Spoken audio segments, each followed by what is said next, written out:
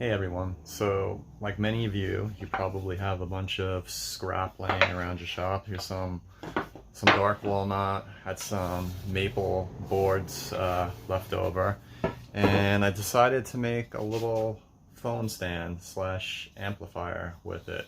I think it came out pretty nice, looks pretty good. So it's a nice little fun, 1 or 2 day project to do. So let's get into it. I'm starting by doing my rough layout on my Walnut. I think this was 4x6, which worked nicely with my phone. You can adjust for your phone. For this project, you only need the 1 3/4 inch board of walnut and a 3/4 inch board of maple. The walnut I'm going to resaw a little further down in the video. Now I'm using my miter gauge just to square up one side of my board so that I can use the fence on my table saw to trim up the other sides. Again, this is 4x6 was the size I'm using. So I'm going to split the walnut here. So now I have 2 parallel sides.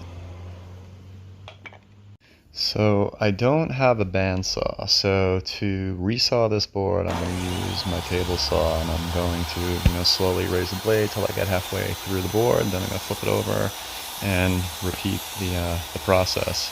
If you're uncomfortable doing this with a table saw, you can always use a handsaw to resaw the blade, and if you're lucky enough to have a bandsaw, you can use that. This process took a few minutes to do, so I'm going to speed the footage up so you don't have to watch it in real time. Not too exciting, but it's one of those jobs you have to do.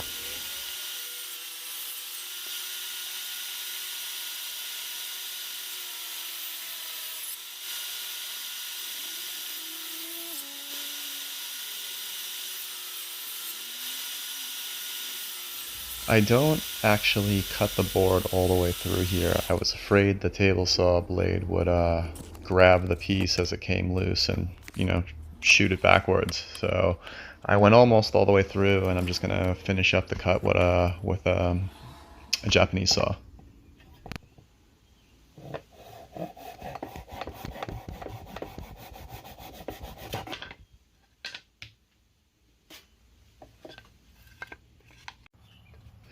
Unfortunately, I made a little mistake when I was resawing it.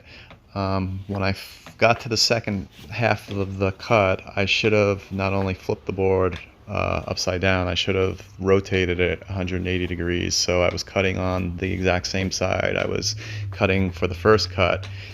Since I didn't do that and the blade wasn't perfectly centered in the piece, you can see it was slightly misaligned, so I'm just smoothing that out with a plane. I had to do this on both boards. It only took a couple of minutes, but it could have been completely avoided if I would have rotated my piece correctly when I resawed it in the table saw, or if I had the blade perfectly centered, which clearly I didn't. Here I'm just cross-cutting my maple board to length. You could also use the miter box to do this, but I chose the table saw. Okay, now we have our 3 pieces, and these are all the pieces we need to make the phone stand. Okay, so the maple bit of the sandwich is the piece that needs to be hollowed out to create the recess that will amplify the sound that is coming out of your phone. I chose to put a little curve because I thought it would look good. That's actually just a block of hardened epoxy that came out of a solo cup from a previous project, but the radius looked good, so I went with that. You can choose whatever you like. This is what I liked. So I'm just erasing the extra lines, and that's where I'm going to cut to create the recess. Now I'm using a coping saw to cut out the hollow for the amplifier. I had a scroll saw for about, 10 years or so, and I never used it, and recently gave it away to a friend, and of course now's the time I need it.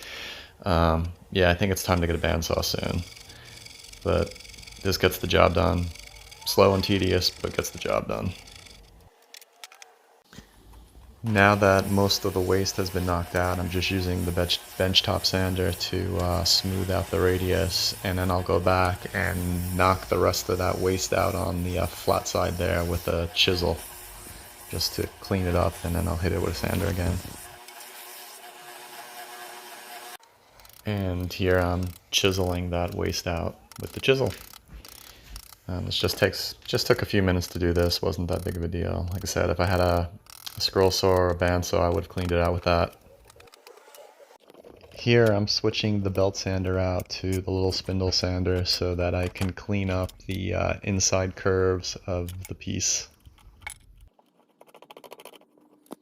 I'm cleaning up those inside radiuses with the spindle sander, but I'm also giving it a little bit more shape with the sander too, just for better sound flow out of the amplifier bit of the box.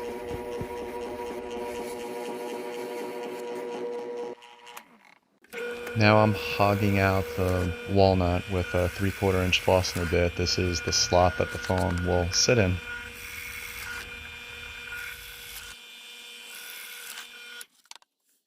Okay, now we're using the jigsaw to just clean out the rest of the material in the recess before cleaning it up with the spindle sander. And now we are on the spindle sander again, just cleaning up what was left behind by the jigsaw. You can see I have some lines there, so I'm just sanding to my lines, and we'll call that bit done. And now for the best bit of all, sanding. Everybody's favorite. So I decided to give the slot a little 1/8 inch chamfer just to make it look a little softer, a little nicer. And I'm going to do the same around the perimeter of the box as well. I'm using a plug cutter here to cut a couple little buttons to put on the inside of the phone stand that will keep the phone off the bottom of the piece so that the sound can radiate out better. Okay, now I'm just gonna pop the plugs out and I'm gonna stick them in the piece as a mock-up just so you can see what it's gonna look like. So that will give the phone just enough height so that the sound can get out the bottom of my speaker. On my phone, my speaker actually faces down. Here's a little mock-up just to see how it's looking before I start finishing the inside and then the glue up. I'm going to finish the piece with Osmo PolyX. So I'm starting by finishing the inside except for where the glue is going to go. Just easier to finish the inside before it's assembled. Might have to do a little sanding where I went over with the Osmo, just so the glue sticks a little better. But yeah, where you can, definitely pre-finish before glue up. It just makes things a lot easier, a lot cleaner. Okay, here I'm starting the glue up process. My finish should go past where it should have, and I'm just cleaning that up so the glue adheres a little better.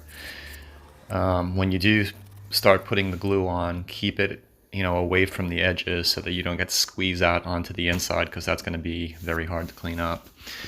This also seems like a good spot to mention if you enjoy this video. If you feel like you're learning something or just being entertained, feel free to subscribe. I try to do at least one full build video a month, and I would appreciate your subscription. Thank you.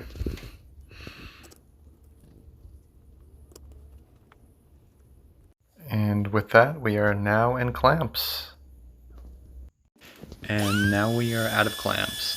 So I'm using the same chamfer bit to put an 1/8 inch chamfer all the way around the bottom and the top. I was considering doing the verticals too, but I did it on a test piece and it just didn't look good.